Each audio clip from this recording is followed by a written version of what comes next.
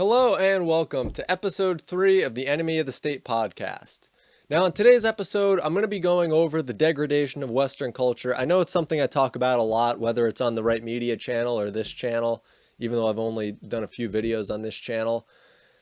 But I think it's something that's incredibly important to talk about because diagnosing the real root of this decadence is important. Really identifying the atrophy in the Western culture is so important because, as I was explaining, I don't know how many people got a chance to see my live stream yesterday. I know that the audio was a little bit messed up on the Right Media channel, but what I was talking about was why things seem like they don't get better. And it's because people focus on palliations. They focus on just a band-aid over the superficial issue that they see. And this is in large part why people still believe in government at all. It's because they see an issue and they want a quick band-aid over it. Or maybe, a lot of the deeper anarchist theory that breaks from monarchy is not always self-evident. And it helps to explain it and to read the works of people who know far more than you do and than I do, and people who are able to really work these issues out, because then they shine a light into the deepest crevice of the issue and they find what the root cause is. And so today I'm going to go through the degradation of Western culture over the last 150 years and where exactly the blame can be placed. And I know that some of you probably won't like where the blame is to be placed, but I'm going to do this podcast anyways, and feel free to comment and share your opinion, and I'll try to respond to as many as I can. So when we're looking at the last 150 years or so, it's this gradual slide down in the culture that has started to affect the politics. I think it was Andrew Breitbart who said that politics is downstream from culture. Well, what is culture downstream from? Well, morals. And when you look at the morals that were implemented in the Western world, they were the reason that the culture degraded and thus the politics eventually degraded. And we see that now. We see somebody like Alexandria Ocasio-Cortez or Elizabeth Warren or Nancy Pelosi. We just see the political circus nowadays.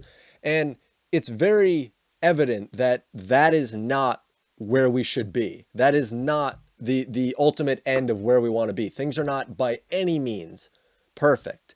And those who are watching with a closer eye can see that the politics are getting worse. The masses are moving in the wrong direction. And people will point to the societal stresses or the physiological stresses, or they'll point to a repudiation of all that they believe to be good. And the ultimate end of that is not the nihilism that we see in the Western world, where people throw themselves at the feet of big government. That's not the ultimate end. And the way to consider it is like if you have, okay, so when you have these stresses, it leads to many different outcomes. It's all dependent on what the root morality was at the start and how that's progressed. So if you take, for instance, two kids that were both abused as children, one grows up and abuses his children one day, and you think, well, that's a perfectly reasonable explanation in the sense that that's an explanation that many people give. It's not just some excuse that they throw out there. It's something that changes how they think about the world and how they think about disciplining children.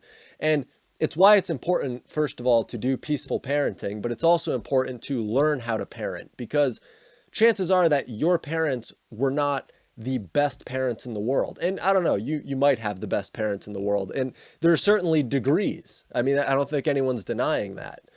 And some parents are leagues above others, and some parents beat their kids because they think that's how you punish kids. It's how you train kids to act properly, is you beat them. But really, you're training them to use force against everybody who doesn't just agree with them. And so it is reasonable for somebody who's abused, and this is often found where people who abuse kids were abused as kids. And so there is some truth to that. But then somebody else could be abused as a child and grow up to think, well, I'm never going to abuse my child because I was abused as a child. And that's as legitimate. Both of those can be true. You can be abused as a child and grow up to abuse children, or grow up to not abuse children. It's equally valid. And so we see the same stress manifest itself into two different outcomes. And I also don't think that it's reasonable to say that nihilism is the ultimate end of these physiological and social stresses, because, and I think it's because we live in an age where there is more upward potential. We live in an age where there is an exponential access to information. People can learn everything that they could possibly want to learn. And you could spend your entire life studying and still not learn everything that there is to learn about history and culture and how you should act in the world, and really get a more complete view of reality. You could learn for your entire life and you still would not make a dent in everything that there is to know.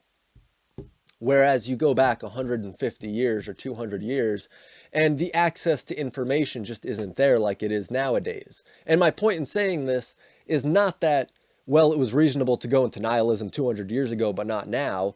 The case that I'm making is that there is less of a reason to not believe in some higher good, to not believe in higher values, that there is something better to attain than what we've attained. To think that there's something beyond holding everything constant right now. Like that's kind of the issue with communism is, maybe, or socialism even, maybe tomorrow the government knows how to allocate resources because you just allocate them like you allocated them yesterday. But get 20 years down the line and suddenly allocating those resources is not as easy. And I mean, when you look at these stresses and where they were rooted, it really was the morality that these stresses were overlaid onto. And I'm not saying these stresses were the direct result of morality, because everybody faced stresses no matter what your moral structure is, no matter what the moral structure of the culture is. Nobody is just perfect and living a life full of wellness. And as I've said before, there's not even any clear indication that wellness is what man strives for. There's no reason to think that suffering isn't as important, if not more important, to man's development than wellness. But regardless, you have to look at the morals. And what were the morals of the Western world? What were the morals that were responsible for crafting the Western culture that has given us so much wealth and productivity, and it's brought the level of living, the basic lifestyle, even for the poor, it's dragged it so high. What was that? Well, it was the Christian values. It was the Judeo-Christian values, largely Christian values. And while there's nobody who has such an excess of gratitude that they can scorn at the whole of Christianity based on the fact that, I'll soon make the case, Christianity dragged the Western world into eventual nihilism, but it also gave us so much of a joyous and flourishing life that it's hard to turn your nose up at all of it. And I would by no means say that somebody should turn their nose up at all of it, because I think that is nihilistic in itself, because you're excluding anything that could potentially be good from Christianity, any aspect of truth that was in there. And I think that the reason that Christianity had the effect that it did on the world is because there was more truth packed into it than any other religion that we've seen, any other moral structure that's been practiced on a societal or cultural scale. And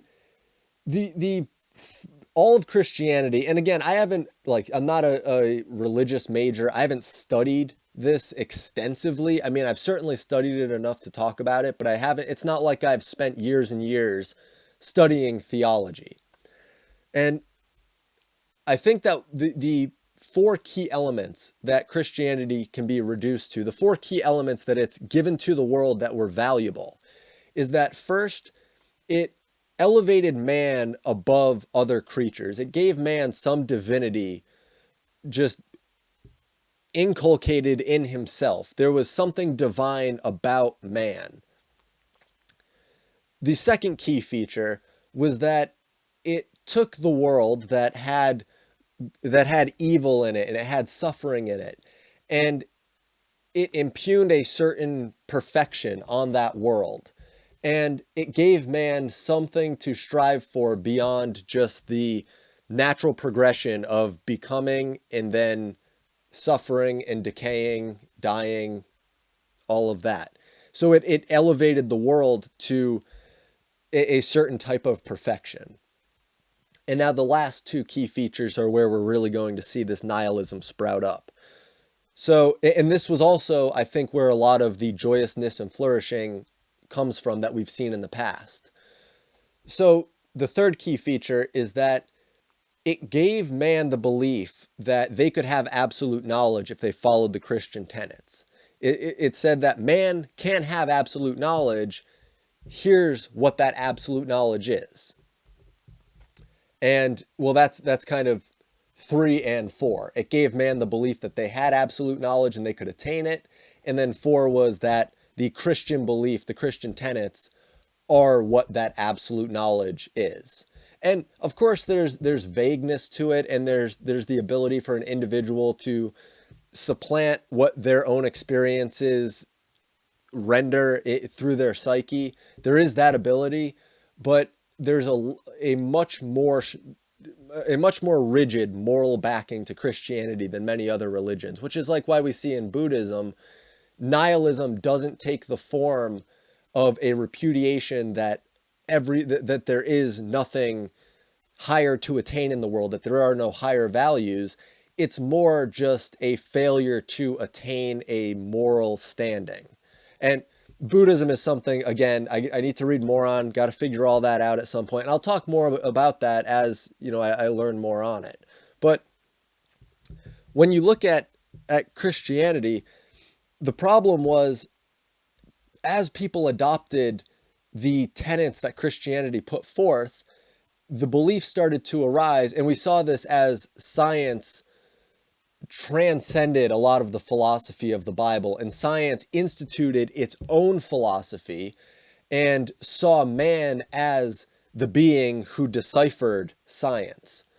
And this is where you see people deify themselves.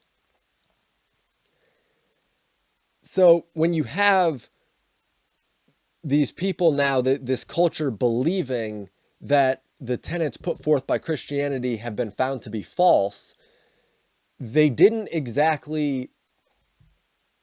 turn over the reins to the belief that they had absolute knowledge. So there was basically, as Nietzsche would say, they exchanged God is truth for all is false.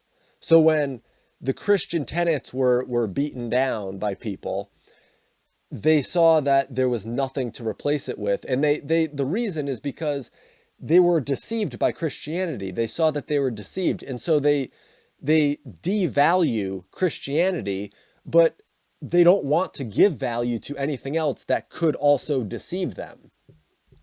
And so it's almost like they craft nihilism out of a timidity.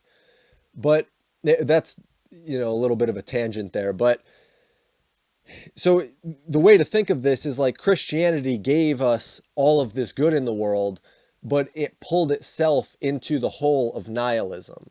And so what you end up having with this is you have people who look at the world and they don't see a direct correlation between consciousness and the objective reality of the world.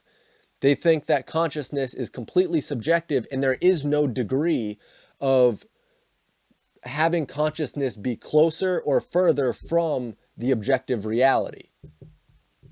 And so people end up not really having much of a value structure. They end up not having much for a morality that's beyond anything that they've crafted themselves. And this is like trying to be a biologist without reading without studying any other biologist's work in history.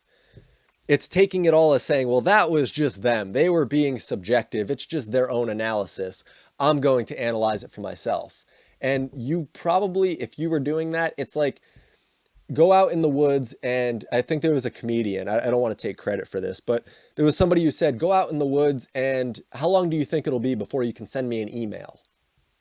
You probably will never send somebody an email, because you have to send an email, you have to use what people before you have found.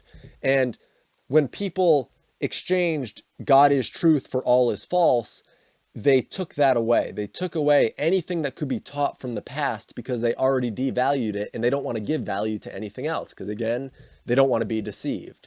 So you have people who don't have much structure in their life, and this is what we see with nihilism, where people don't have the value structure that has been crafted through immense amounts of pressure and stress throughout history. I mean, you think of how languages were crafted, and languages weren't something that some guy just said, well, here's the language, and here's what this means and what this means.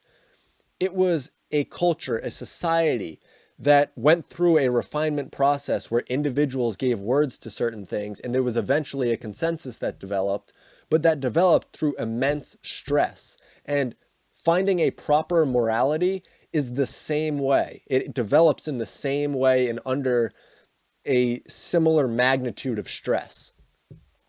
And so you have people who have no real set value structure, and what they're willing to do is to jump at, it's like having somebody that's starving and there's a beautiful steak at the end of a tunnel for them.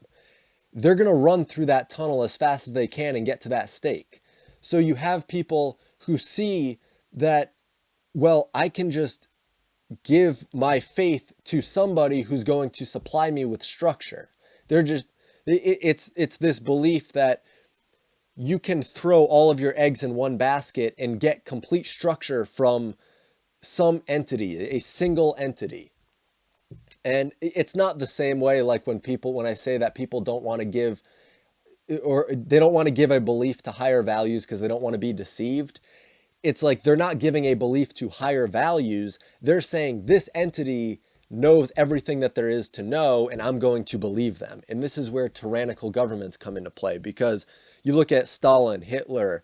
I mean, you just go through history, look at all the tyrannical governments. Look at government now. Look at the increasingly tyrannical government that we have. Not just the US, look at Western Europe. Look at anywhere in the world where the people don't have it in their immediate memory of a time when they were subdued by large government. And so they have a reason to fear large government and to understand the problems associated with large government. So you have people who are basically sitting at a dinner table, starving for structure, just moving down a conveyor belt, having structure put on their plate by some dictator. And they take their little piece of structure and they're good. And the problem is they're not good. And it's because, first of all, they're assuming that the person giving them structure knows what they're doing. Absolutely. Because again, they have the belief that a person, an entity can have absolute knowledge. They still have that. They've retained that. But the most that a government can do is, and government can deregulate and cause people to have to engage in free market values and in free market transactions, and there's suffering involved with that. But as far as what a government can give to people, it's like a government can't give you freedom. A government can only allow you to engage in voluntary interactions to protect yourself. Well, a government can't give you suffering. And this goes back to what I said before, where people become so satiated and numb through government that they lose touch with the suffering that's necessary to their development. And that's what we see in the world nowadays. And if you go back to authoritarian regimes, you can say they were striving for wellness, maximal wellness, but they didn't achieve it. There was a lot of suffering, of course, along the way. And I've talked about the Gulag Archipelago. I've talked about Russia, Nazi Germany. I've covered authoritarian governments very extensively. So when you look at when you're looking at the world and you're thinking about what it is that causes people to develop a rigid moral structure that's not only well refined, but also something that is sustainable, again, you have to think of the stresses that that was crafted under. And those stresses are guided by a free market interaction, by free market voluntary interactions where you are responsible for the good and the bad side of all of your interactions with people. There's no way, like with the government, they can eliminate the negatives and they can only focus on the goods. They have the ability to only focus on the goods. And in the free market where there is no government, you don't have that option.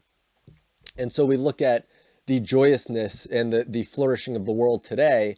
And of course, I would attribute a lot of that to Christian values, but you can say that it's because of that spoiledness and because of that really satiety is the best word, I think, to describe this, where you become bored with how satisfied your needs are. You become bored with it.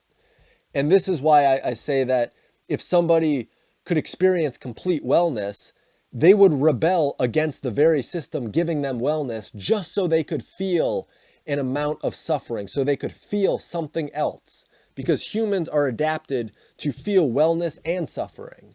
And you can't just have one. When you have one, you're going to have somebody rebel. You're going to have a rebellion against the entity that's confining you to one. And so this was probably a shorter podcast today, but this is what I wanted to say. I wanted to keep it short, simple, sweet. I want people to be able to listen to this a couple times and really think of it in an A to Z pattern here, or an A to Z, steps A to Z, because that's really how you can think of it. So it goes from the slide down into the societal and physiological degeneration, the repudiation of all that you believe to be good, but that leads to a bunch of different paths, and it doesn't make sense. It leads to nihilism because we're living in an age where there's more upward potential than ever before. But then you think of the example like the kids abused in the abusive household, where it doesn't follow that a single stress leads to a single outcome. A single stress can lead to many outcomes. And so then you look at the morals, because downstream from culture is morality. But you go upstream from morality and there's culture, upstream from culture, upstream from culture is politics. And so to focus on politics, I think, is very superficial. I think it's one aspect of the deeper issues. And so then you end up with people who, when you look at Christianity, they say man can have absolute knowledge. Here's absolute knowledge. We find that that's false, but we still believe we have absolute knowledge. So it goes from God is truth to all is false. People end up not really having much of a moral structure or a value structure. So they're craving that structure. They're craving, and I guess I should articulate a bit about why people crave that structure. It's because the way that you feel purpose in life is by having a long obedience to a single morality. When there isn't a single morality to really aim for, when it's not clearly defined what that is, then there is no purpose to the person, and they feel lost in a world. They feel like there is nothing to strive for. There's no importance. And this leads to a lot of depression, anxiety, neuroticism. And so they crave that structure. They crave that purpose. That's what the authoritarian governments give people, is a sense of purpose. It doesn't give them actual purpose. It gives them a sense of purpose. And so you have people who will be very sympathetic towards authoritarianism, and then these authoritarians just make people, or they strive to make them satiated and numb. And really, people need to suffer to craft their morality, to really understand the reality that they're living in, and to not just be treated like cattle. And so that's a little quick summarization of the entire talk. I hope that you enjoyed this. I'm going to be having another episode of the podcast come out hopefully next weekend, maybe this coming week. Whenever I get it done, I don't know. So thank you guys so much for tuning in. I appreciate all the support on this channel and the Right Media channel. So if you enjoyed this, be sure to subscribe, leave a like down below. I want to hear your thoughts, your comments, and I'll see you guys in the next one.